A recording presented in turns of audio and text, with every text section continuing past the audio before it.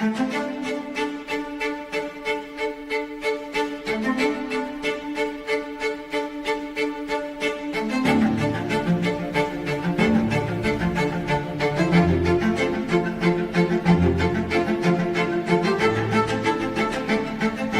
is the Hidden Killers Podcast with Tony Bruschi and continuing coverage of the case against Bryan Kohberger. Well, I got to say, it's not the case against Bryan Kohberger. I thought that the breaking news bumper did not have that on there, but it does. Anyway, this is the Donna Adelson case in which we're diving back into this evening. As well, it turns out we have a verdict that has come in the same day. Closing arguments have wrapped up. And do we know what are we on? We're in 3. I think I won the bet, Todd. Did I not? You did. I win this? You actually did win the bet. So yes. Between 3 to 5 hours. Called that one. I've not been good on this at all year. I've been calling it wrong left and right. I think this is the only one I've been accurate on. But there we go. I won the free 2-leg and thigh chicken dinner from Mon Pa's Grocery Express. Enjoy that with some tater tot casserole. Excited about that. Let's go to the courtroom and watch it as it happens. As Donna Adelson, the verdict is read.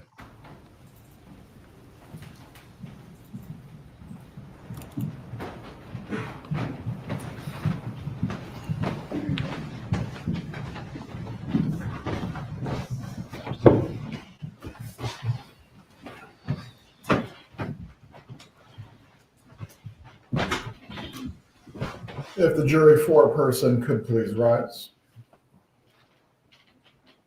Has the jury reached a unanimous verdict? Yeah. If you please can hand the verdict form to the bailiff. Donna looking very tense. Yeah, I think she knows what might be in store for her here. Yeah. Having reviewed the verdict form, it is in its proper order. At this time, I will publish the verdict. We're about to see. We, the jury, find as follows as to count 1 of the indictment, first-degree murder. The defendant is guilty of first-degree murder. Mrs. Adelson, control yourself.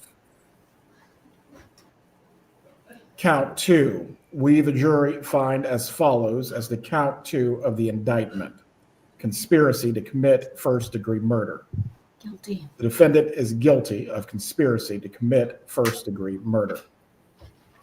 Count Narcissistic 3. collapse, kids. Yep. We, the jury, find as follows as to count 3 of the indictment. Solicitation to commit first-degree murder. The defendant is guilty of solicitation to commit first-degree murder. And it is signed and dated by the foreperson. One moment. Members of the jury, the bailiff will escort you to the jury room.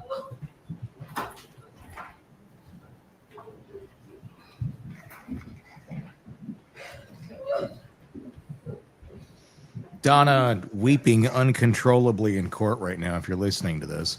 I mean, I don't blame her. Mrs. Adelson, while this was not the outcome I'm sure that you desired, there will not be any further outbursts in front of the jury. If you cannot control yourself, I am going to have to determine if you'll be removed from the remainder of this process.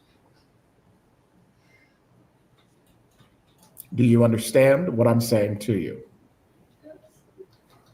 Wow. Do you need a moment to collect yourself? Before the jurors are brought back in, we will take a brief 2-minute break. Please give her tissues if she needs them.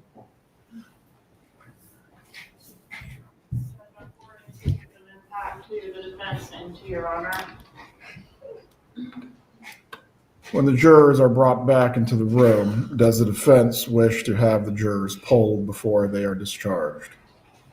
Yes, Your Honor. Very well.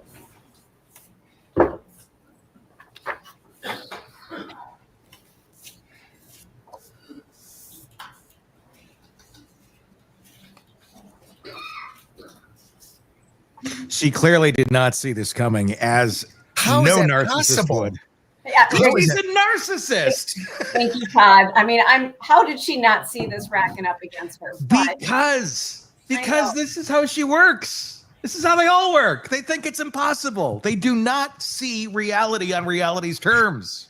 But she also doesn't have real tears streaming down her face. And I'm not trying to judge her, but I'm just wondering how much of this is an act. Please bring back in the jurors so we can conclude with their portion of the trial.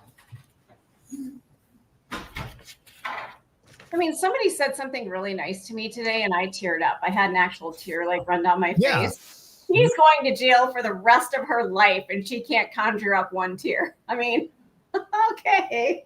She's mad she got caught. She's mad that she was called out. She's mad that everybody knows who she is. The mask is off, and the world sees Donna Adelson for who Donna Adelson actually is. All the years of her torturing people through her manipulation and narcissistic ways have finally come to a head. And she's going to be locked up for the rest of her life. There's a lot of people right now, I'm sure, have had interactions with this bitch throughout life who are going, fuck yeah. She had it coming. It had nothing to do with the murder. I discharge you for this evening. Harvey looks the same. I'm briefly going to poll you concerning whether your verdict is unanimous at the request of one of the parties. They're coming, when you Harvey. hear your last name, please appropriately respond.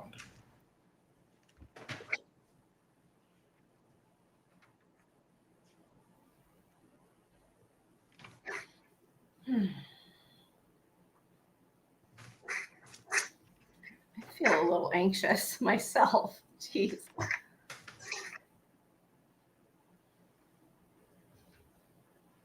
We just had a message come through. Harvey will be married by next year.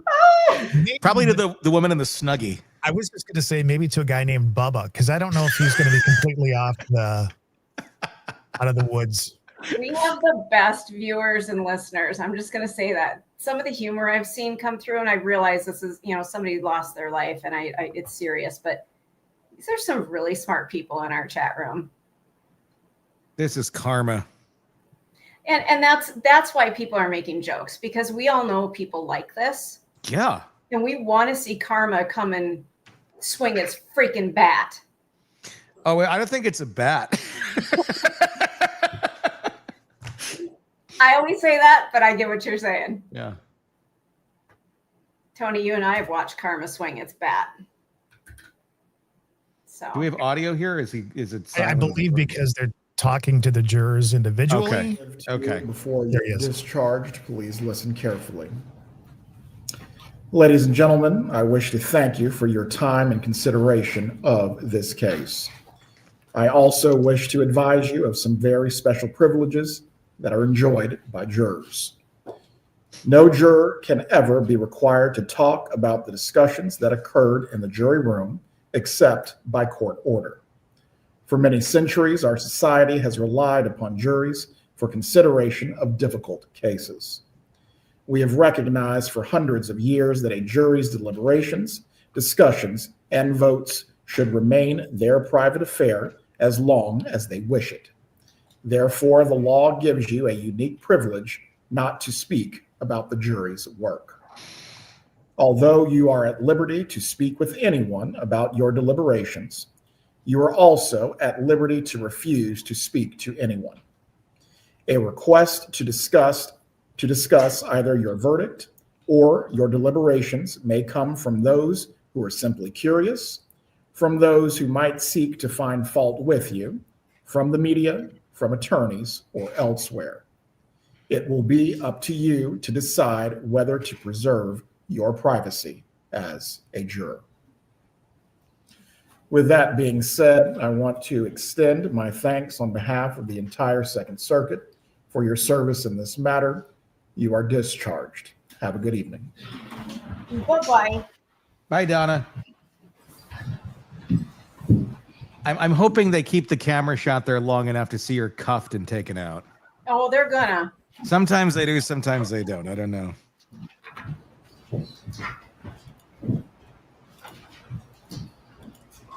Orange is the new Adelson. As to the jury's verdict, with the jury having found the defendant guilty of the 3 charges of the indictment, is the defense asking for a pre-sentence report on counts 2 and 3. As to count 1, The penalty is statutory, and essentially there is no modification for it. Yes, Your Honor. Well, pre-sentence investigation and report is ordered by the court as to counts 2 and 3. As to count 1, is there any reason why we cannot proceed to sentencing on this matter?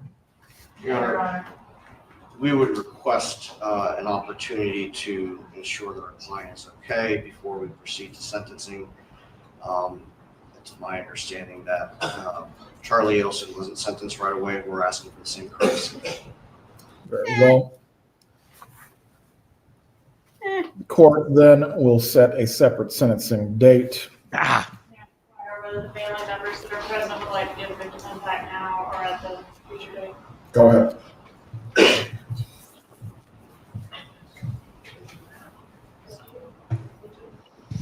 It means death, Donna. It means you're never getting out. It doesn't matter what they say, what number they give you, you will die in prison.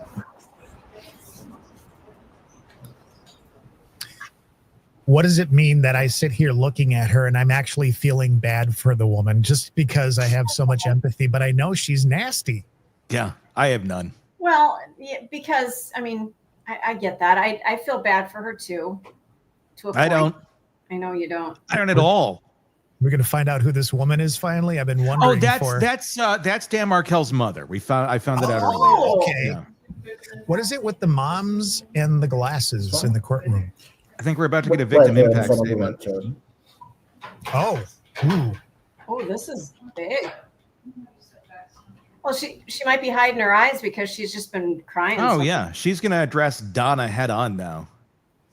Oh, If you they're please like can identify yourself for the record. Yes, my name is Ruth Mark. Sorry? I'm worried you're going to trip. Okay, I already did. My name is Ruth Markel. You may give your impact statement, ma'am. Thank you, Judge Everett. To the Honorable Judge Everett, my name is Ruth Markel. I am the mother of the late Dan Markel. I stand before you today to express the profound sadness and grief that Dan's family and I have endured since his tragic murder. We have lost a treasure. My son Dan's life was cut tragically short at 41 years old. For 11 years, we have been forced to a life filled with unimaginable pain and heartbreak. Dan's father, Phil, and his sister, Shelley, share in this unending sorrow. Dan was a devoted father, brother, and son. Dan's life was marked by his devotion to family, education, and community. He was a loving, caring, and inspiring person. His academic journey included studying politics and philosophy at Harvard University, earning a master's degree later in political theory from the Hebrew University of Jerusalem and the Emmanuel College in Cambridge, and later going back to Harvard to get a law degree. Dan was a prolific scholar and did start, co-founded the influential Prof's blog. His energy, drive, and sociability greatly enriched the FSU College of Law. Dan's life was filled with passion, music, dance, sports, travel, and people. But of all my son's accomplishments, however, I am most proud of the devoted father Danny was to his two sons, Benjamin and Lincoln. Dan was present, loving, and supportive, always putting his children's well-being first. He regularly attended the boys' daycares, reading with them. His office was filled with their drawings, and his home, his living room, filled with their toys. Dan was the boys' hero, and they have been forced to grow up without a father. Dan's murder has shattered our family and caused deep permanent pain. This was a particularly senseless crime, and the murder was particularly insensible. It was not revenge. Dan was a law-abiding and respectful citizen, an active father, and a living son. His life was devoted to teaching and helping others. The pain and suffering of Dan's murder goes well beyond other families too. That is why I wrote the book, A Mother's Unveiling, The Unveiling, A Mother's Reflection on Murder, Grief, and Trial Life. In my unrelenting grief, I turned to advocacy, to feel purpose, and to help others with these tragic losses. I have found meaning and comfort to connect with others who want to serve justice. To all the community of journalists, TV programs, podcasters, Tallahassee communities, and the allies who have put their hearts in keeping Danny's story alive, we are full of thanks. To law enforcement and prosecutors, our gratitude is beyond for their dedicated, careful perseverance in seeking justice for Danny and our family. If Tallahassee is known for football, Tallahassee should be known for the prosecution and for law enforcement. They have done an outstanding job.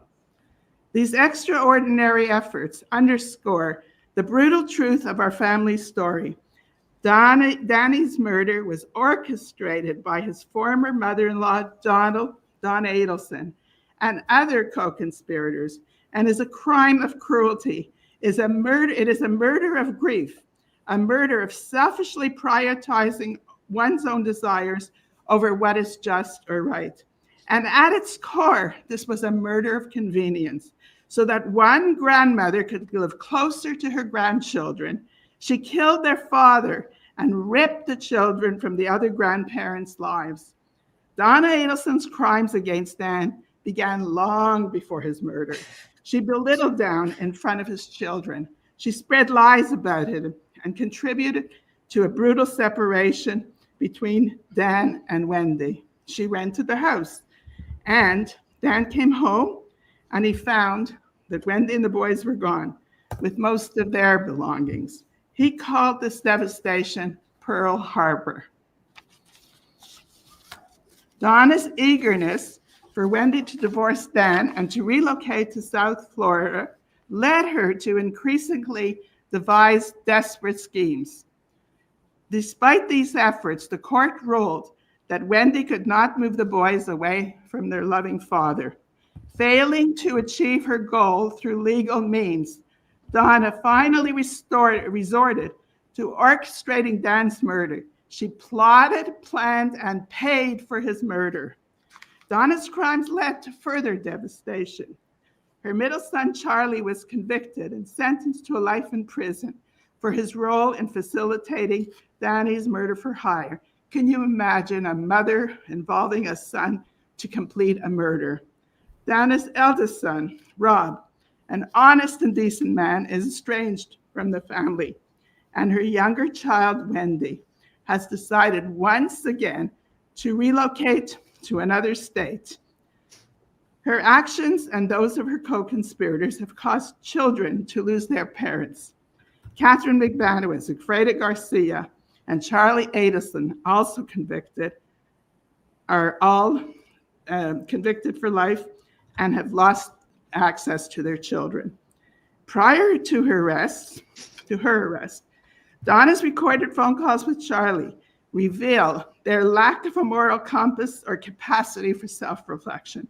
She blames external forces for her family's curse. They're outside of her, but she is the curse, and lashes out angrily at witnesses who took the brave step to testify. Her modus operandi has always been to run from Tallahassee and then to try to flee to Vietnam. For our family, there is no such prospect for escape. Danny's absence, and that leaves a hole at the center of our lives, no matter where we go. Yet Dan's murder was not enough for Donna. His death was not enough. Danny had to be fully erased from his beloved sons. The boy's last name was ever changed, an extraordinary decision to excise the Markel name from Phil's only grandsons who shared his last name. And after the first arrests were made, Donna didn't allow the Markel family to have access for over 6 years. It was only when there was a phenomenal Tallahassee advocacy group that passed the Markel Act.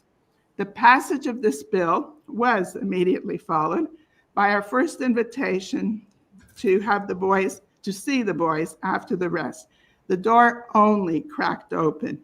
Despite these efforts, we remain excluded from the boys' lives. We were not at their bar mitzvahs or graduations. We have extremely highly choreographed visits and communications. We only wait for the day that Benjamin and Lincoln will visit their father and his grave in his father's history and his grave in Toronto. We want nothing more. The facts of Danny's murder, are difficult to swallow.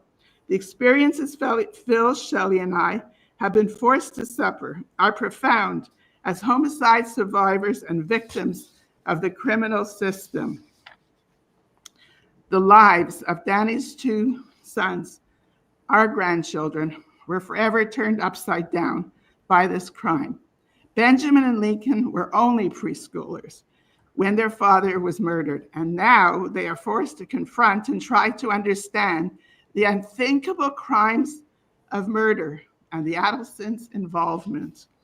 Our lives will never return to normal. For those who love Danny and for those who Danny loved, there is no escape from the wicked effects of what Donna Adelson set in motion, carried out, and paid for, and for many years enjoyed the aftermath of. Donna Adelson has caused immense devastation and an untimely, undeserved murder through her actions. While no trial or verdict can ever heal the profound wounds caused by Dan's murder, justice must be served. I respectfully ask the court to impose the maximum sentence on Donna Adelson. Her lack of cooperation and remorse throughout the case demands justice, the justice that Dan's life and memory fully deserve. We are immensely grateful to the court for its careful and compassionate deliberation. Respectively, Ruth Markel. Thank you, Ms. Markel. Are there any other victim impact statements this evening? One more.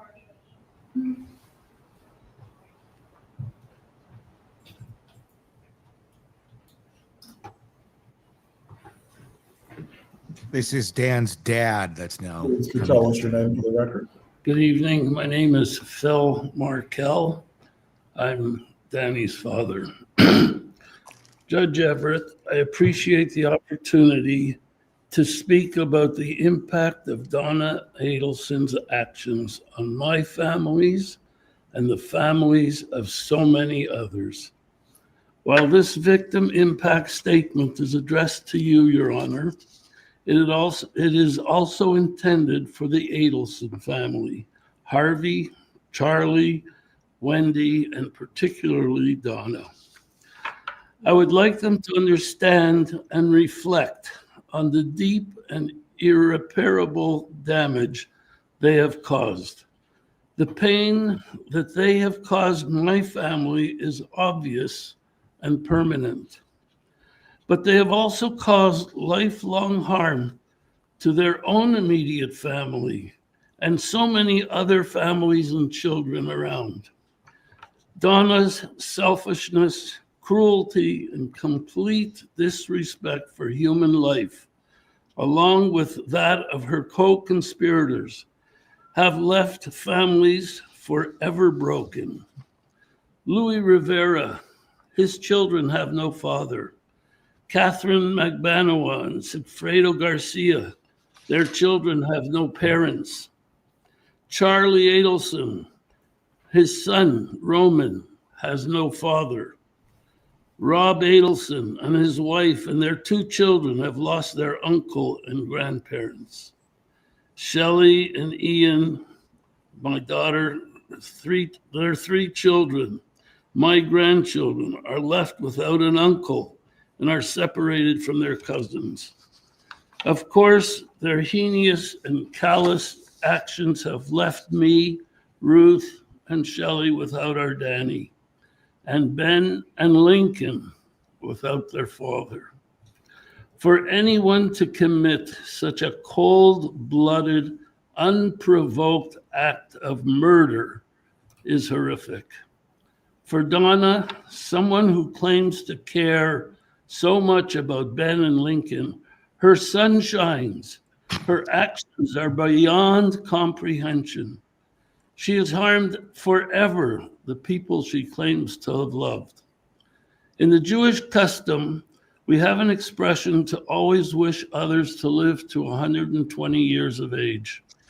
For Donna, I wish her to live to 120, alone in her jail cell. I wish that every day of her remaining days, she thinks about the harm she has caused to so many, especially those two boys she claims to have loved so much. For these reasons, Your Honor, I ask the court sentence Donna Adelson to the maximum possible sentence. And my only short question to Donna, was it worth it? Respectfully, thank you. Thank you, Mr. Markel. Are there any other matters that the court needs to address this evening, Ms. Koppelman? No, Your Honor. With the PSI being ordered, the court will pronounce the sentence as to counts 2 and 3 after it's been completed. The parties have had an opportunity to review the pre-sentence investigation report and make any objections if they believe they need to. As to the 3 counts that the jury has found the defendant guilty of, I will adjudicate her guilty at this time, but sentence will be pronounced as to the 3 counts at a later date. She is remanded for sentencing at this time. Lieutenant Henry, please notify the commander at the jail that the appropriate screening needs to take place to ensure that the defendant is in an area where she is not subject to any self-harm. For a case management date coming up, what would the parties request? Ms. Dugan's October court date, Your Honor.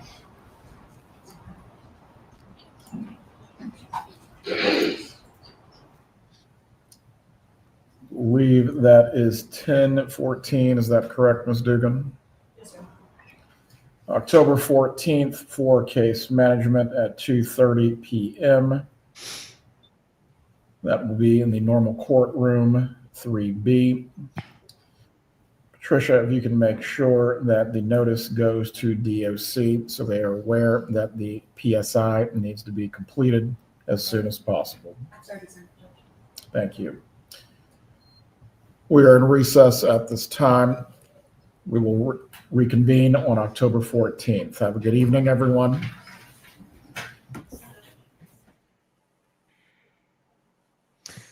Everyone except for Donna.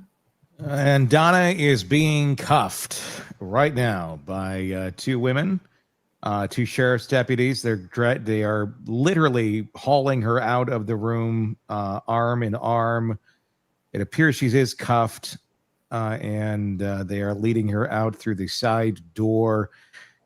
Donna visibly shaken by all of this, literally physically shaking, as she is let out and the door is closed on Donna. And the chapter of her life prior to this comes to an end.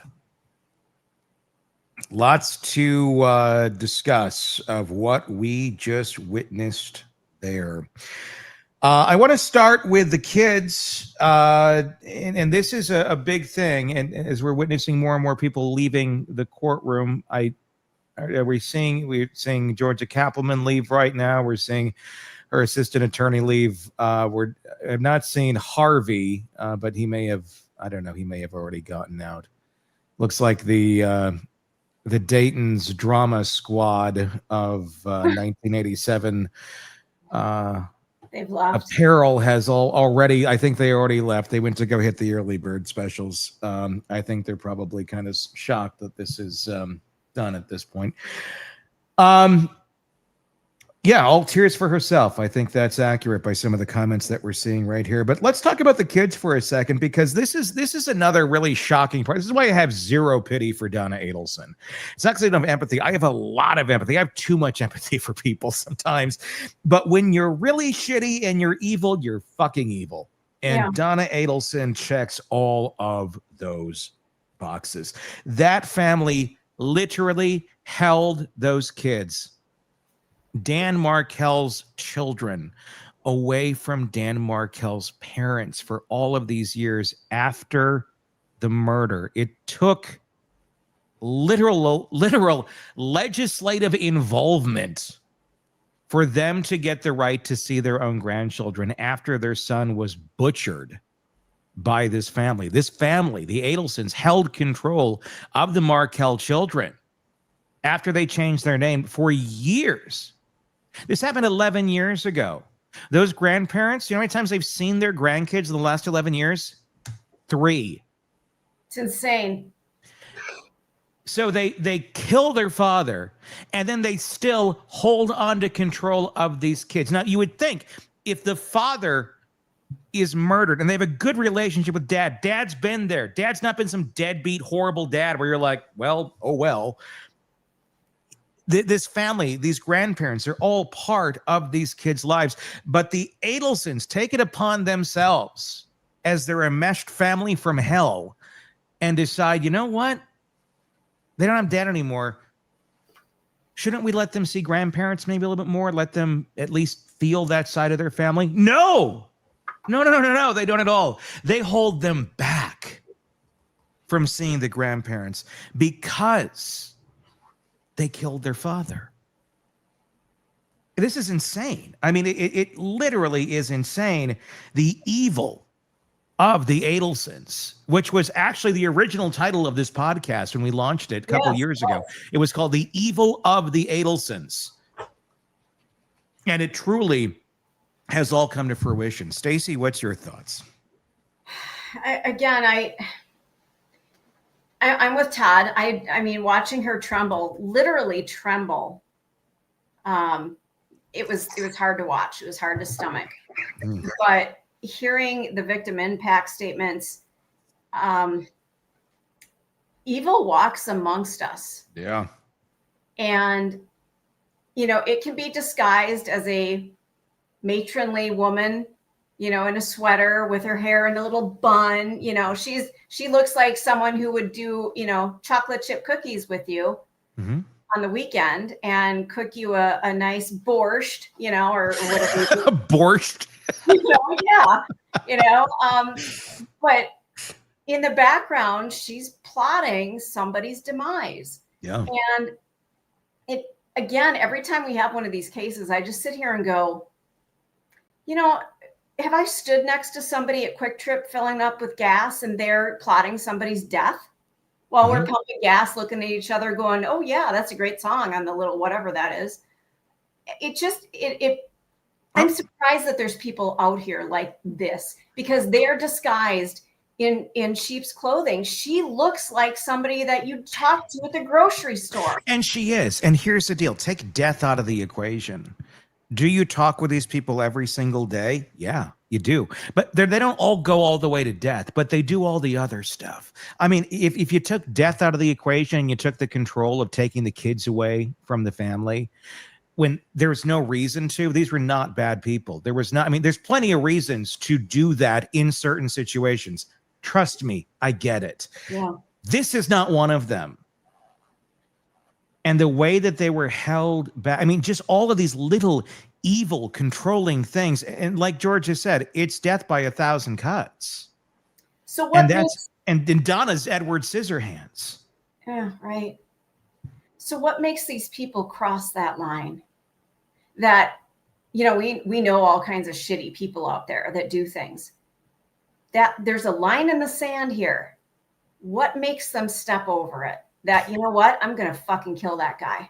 I don't think anybody ever was able to or ever really even tried to stop Donna from being who she was. And so she just, you know, as time went on, she got stronger and more bold. Yep. And I want to clarify, like, watching her lose her shit in the courtroom, obviously she wasn't crying, but she was very distressed, right? I don't like to see people in distress. Yeah, exactly. But hearing Phil Markel, I thought his impact statement was incredible. Yeah. And the way he tied in how all these other family members, all the people involved with this murder, the children have no parents, have no father, have no uncle, you know? I mean, Come on, Donna. Like, and none of it's it's time for the reckoning. You know, what are things going to be like on the 14th of October for her? Exactly. I mean, and that I thought was very powerful. Stacey, I'm going to say this. Check your mic input really quick to make sure you're on your main mic. I want to say this. I mean, about Dan, and she made a good point too. Both mom and dad of Dan did, mother and father, of look at the amount of lives that were destroyed because of Donna Adelson's narcissistic control. I mean, just look at it. All these people that got involved that unhealthily decided, I'm going to go along with this. I mean, it starts with Charlie. We'll see what happens with Wendi. Then you have Catherine McBonna getting involved. Then you have Sigfrida. And look, these people made a choice. I'm not saying they're saints by any means, but they made a choice to get involved because this woman put this request out there. Now, I don't have a ton of sympathy for Catherine McBonna or any of that. I do it for their children.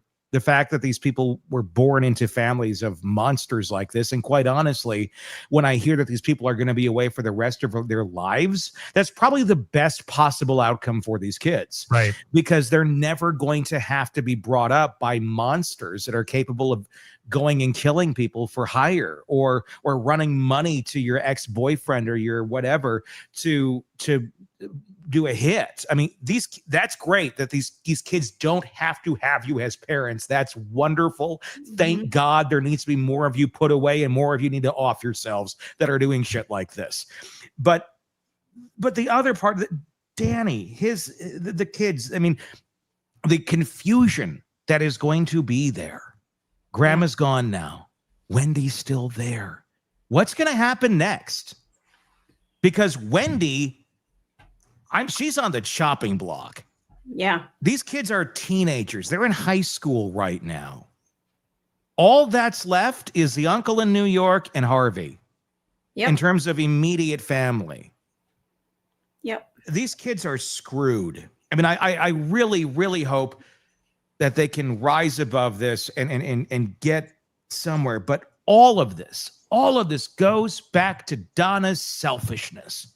It goes back to her need for, I want this and I want that, and I'm going to manipulate these people to do my bidding this way and that way. And it starts early and it starts small and it starts like, well, it's not a big deal. And she's kind of manipulative. And to the point of this, exactly what you said, Todd, it starts small and they keep pushing. They add a little bit more to that. I can get this far. And eventually at 70 some years old, Donna Adelson has pushed the bar so far that she finds herself ending up in a murder conspiracy over the ex-husband of her daughter that she didn't like because he was a Jew. Well, you know, and to what Dan Markel's dad said, was it worth it? Was it worth it? What do you make of Harvey's? Harvey didn't change. He didn't change expressions. He did, because he was looking down. Before he was looking up, kind of sitting up straight with the frown on his face. Okay. But when the verdict came down, he was looking down at the floor, and I got the feeling like maybe he's thinking, "Whoa, shit." Yeah. Maybe I should have gotten that extradited flight. I never showed up to the shit show. I also noticed, excuse me, that the judge, and they don't always do this at a closing of a trial. He specifically basically said, without saying it directly, suicide watch. Oh, yeah. Right. So, Yeah. so she doesn't harm. That was I wrote it down before he even said it. I'm like, she's got to be on suicide watch right now, because she's already said to Wendi in those text messages earlier of, you should bury me in this. Oh, poor me. Bury me in this. And let me ask you guys this question. Okay. We all have had narcissists in our lives to varying degrees. Mm-hmm. Anyone else have one who talked about what they want to be buried in when they die? Yes. Yes. My dad, my grandmother. Yep. Me too. On phone calls, like regular basis of talking about what they want to be buried in. Yep. And especially when you disappoint them. Yep. it comes up like, okay, Dad, I'm not going to come out for some of summer vacation because I have practice for this sport that I'm in. Well, you know what? The next time you see me, I'll probably be in a casket. Yeah. Okay. All right. Well, all right. What kind of flowers would you like? I finally got to that point where I was like, let me know what kind of a spray you want on top of your casket. So you have to do, because they're seeking that. Oh no, don't say that. Don't do that. That's Right. insane. It's like, okay, cool. You know what? I saw Hobby Lobby has a great deal on funeral flowers this week. 40% off. So you better decide pretty quick, because that sale ends Saturday night at 10. Yeah, and I've got the coupon for it. So let me Hurry know. up, or you ain't getting the flowers. Or it's gonna have to be like Joanne Fabric closeout shit. On that coupon on the back, if you look, you can get Jackie to do your trial, because I'm sorry, and she was absolutely horrendous. Yeah. She brought nothing to the table. Her closing arguments today, I know we talked about it a little bit earlier, but it's not that she didn't have a few points, but it was nothing that was going to change the mind of all the other stuff that was put out there. Mm-hmm. It is. There was nothing to. I mean, it was just.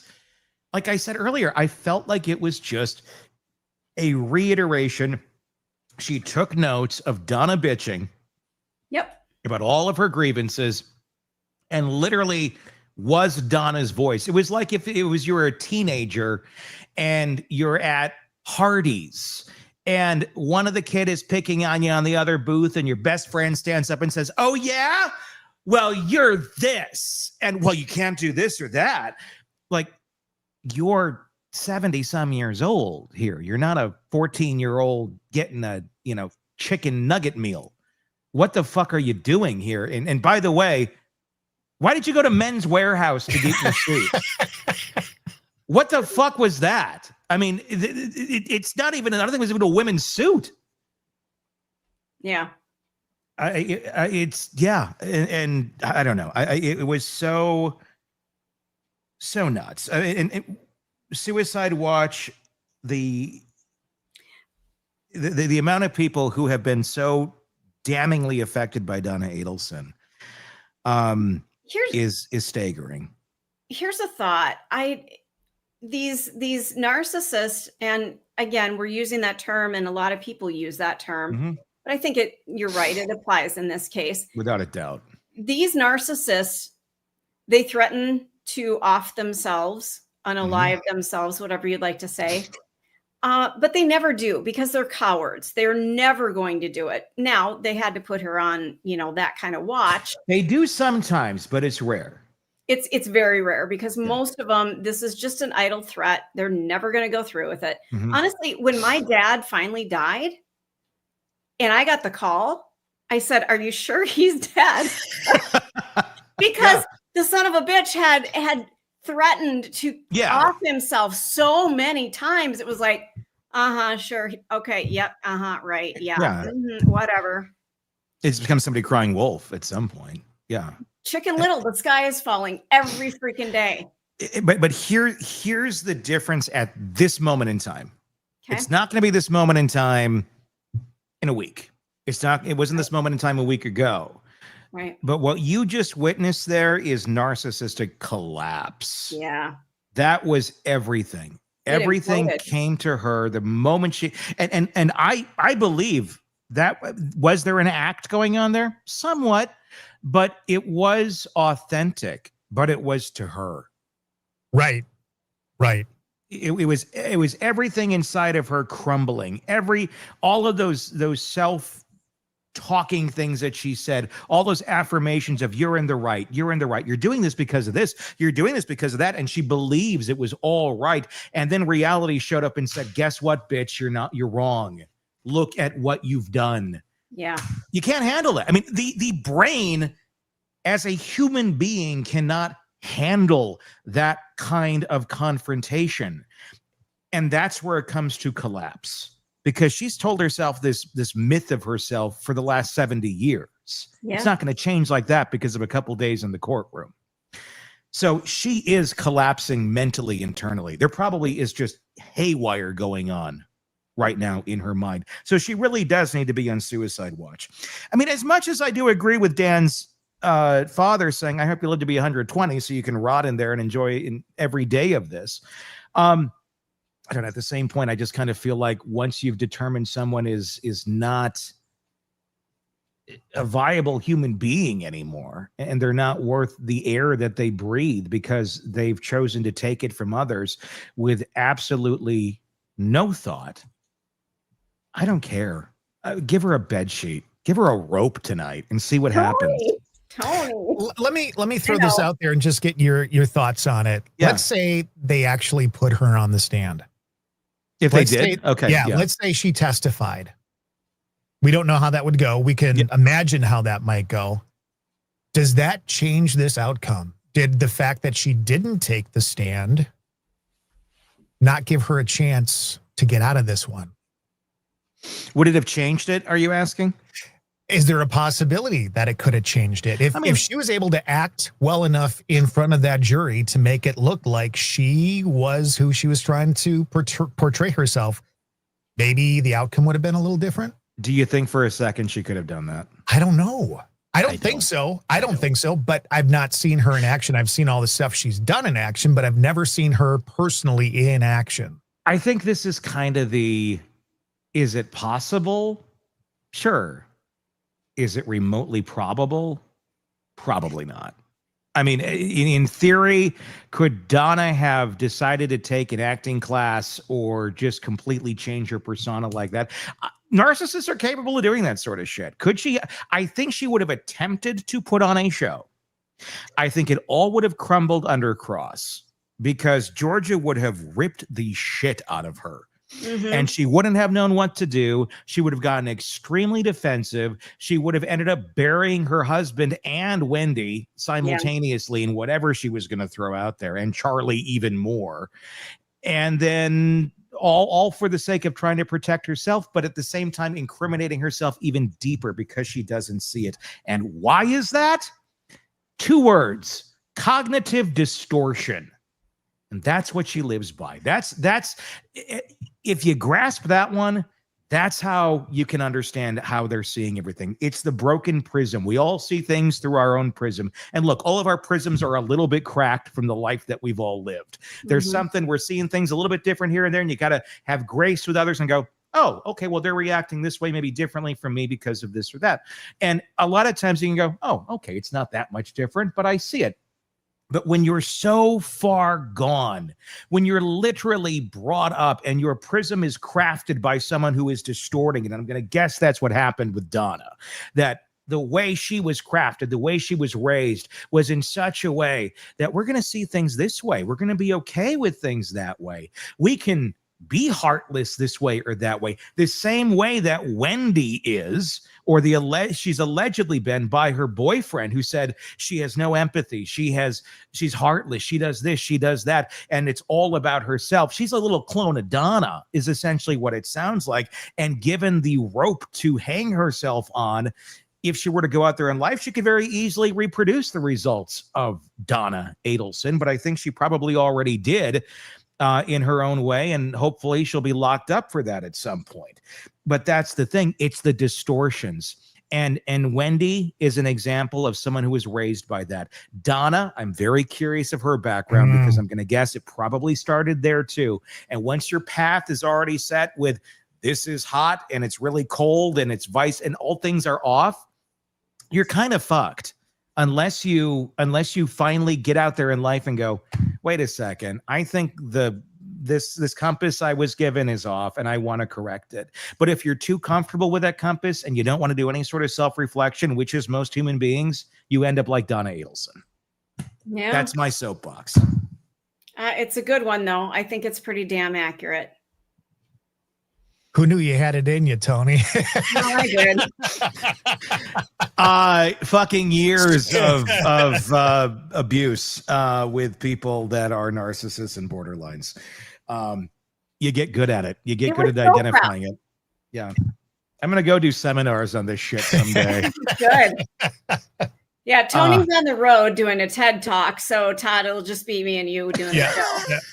Yeah. I've thought of it. I've even I've even started. I have the Narcissistic Survivors Society podcast I've created. It's a lot of AI stuff I put in there initially because I'm like, well, this would be kind of interesting to get thoughts out there and survivor stories and things like that. But I think I should actually put myself on the damn camera and talk about this more because there's a lot of healing that it takes when you've been through this sort of shit. And it doesn't ever really end. It like once you're scarred by this, you're kind of scarred by it. And everyone who is touched by it negatively, you kind of need reinforcement that you're not crazy. That's why it's called crazy making behavior. That's why this whole thing today seemed insane, the way Georgia had to lay it out this way and that way. And here's all the other caveats. And here's some more crazy shit, everybody. Because it's so nuts. And when you're on the receiving end of it, it seems crazy. And you think you're crazy. Like, why am I thinking of things? Because they're constantly spitting shit out at you that doesn't make any sense. But it all makes sense to their means of having control over the situation.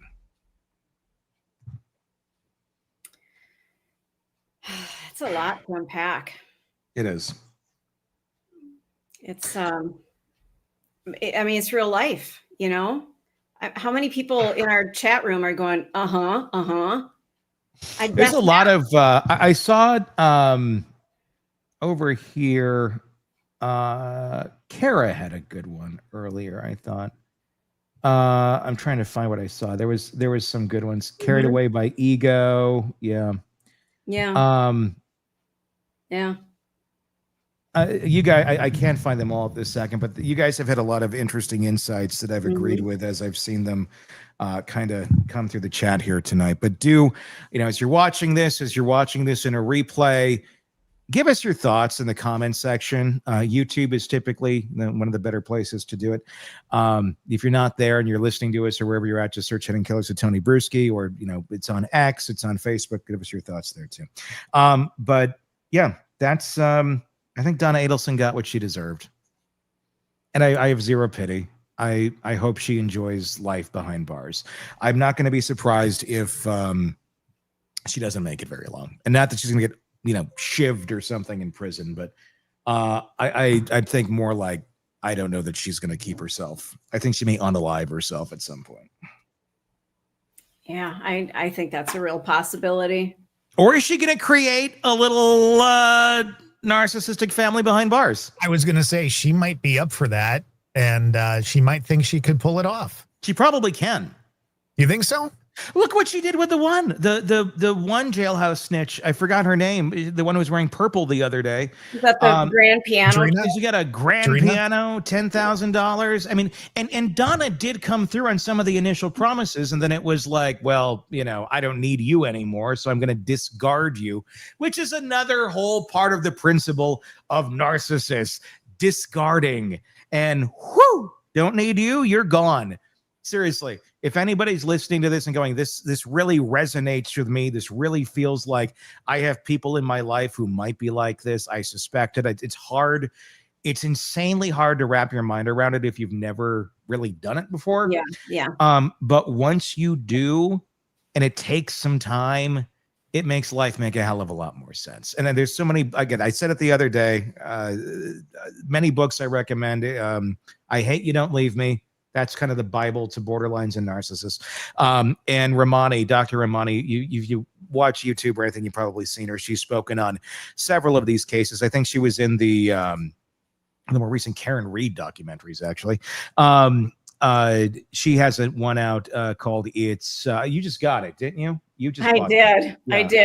It's not you. Not you. Yeah. It's not you. Very good. I'm halfway through it. And anybody who has dealt with, especially like in a divorce situation, read the damn book. Well, yes. And that's the thing, because so many times you do not realize you have been the victim of narcissistic abuse until you've already been the victim of narcissistic abuse.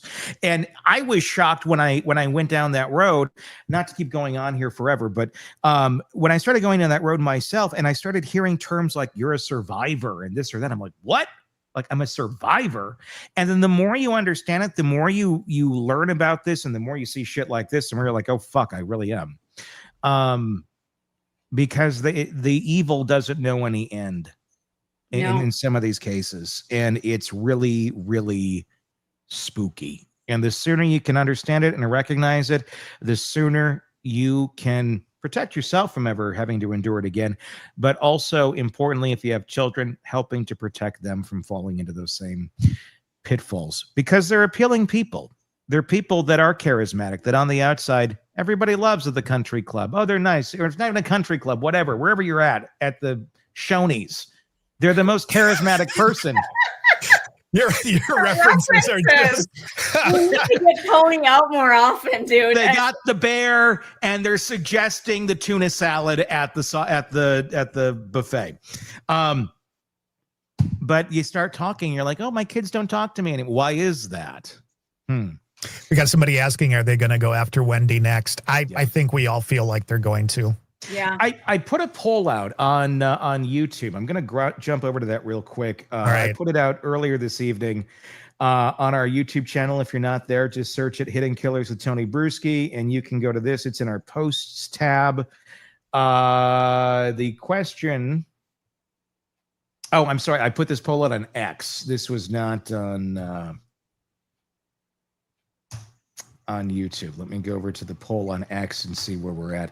And it's about Wendi specifically. It's right after my post that says "Burn, bitch, burn." Tony doesn't hold back. Todd, you and I kind of we got to level that out a little bit, Stacey. So what's the poll? What was the question? You're never gonna level me out. I know. Well, we've tried. I've tried for 20 years. You've been trying to level me out for 20 some years. How's that worked out? 2 of us and 1 of him, and we still can't do it, Stacey.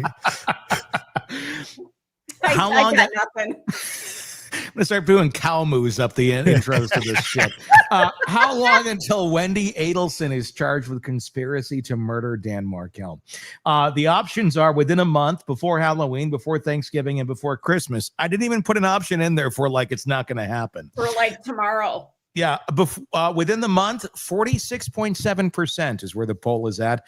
Before Halloween is sitting at 20, before Thanksgiving at 20. And before Christmas at 13.3% right now. Yeah. I'm going to say Wendi better be, I don't know, she better have some clothes ready to go next to the bed, because the FBI, when they raid and shit, they come calling pretty early. So if you don't want to be, walking out of your house in your nightgown, I'd have some sweats or something close by, Wendi. Or sleep in your clothes, baby, because when they come, they come. They're going to come. And it ain't going to be good. Harvey, they're just going to give you to Jeff Dunham and say good luck. They're going to say, Jeff's going to put a hand up your ass. Wait, Jeff, and you're going to be the new live. You're going to be the new puppet. Yeah. Like Walter can just sit this one out. We'll do the live version. All right. Like, you're not going to believe it. We're going to do a human colonoscopy with Harvey Adelson today. Oh my God, you're so sick. That's how it's going to go down. There you go. Donna Adelson is guilty on all charges, and she certainly can't handle it. Oh, shucks. Well, there you go. We've been covering this now for close to 12 hours today. Feels like it. Thank you guys for watching. Let us know your thoughts in the comment section. Of course, we do greatly appreciate all of your subscriptions. Press subscribe wherever you're downloading podcasts. You don't miss any of our coverage. We're going to have some more insight on this tomorrow morning with defense attorney and former prosecutor Eric Faddis. Will be talking with us as well. That'll be around 11 a.m. Central on YouTube, on our YouTube channel, on X, and on Facebook on our live stream. So there you go. Donna Adelson is guilty. Thanks for joining us for our live breaking coverage. For Todd and Stacey, I'm Tony Bruschi. We will talk again real soon. Want more on this case and others? Then press subscribe now and don't miss a moment of true crime coverage from Tony Bruschi and the Hidden Killers podcast.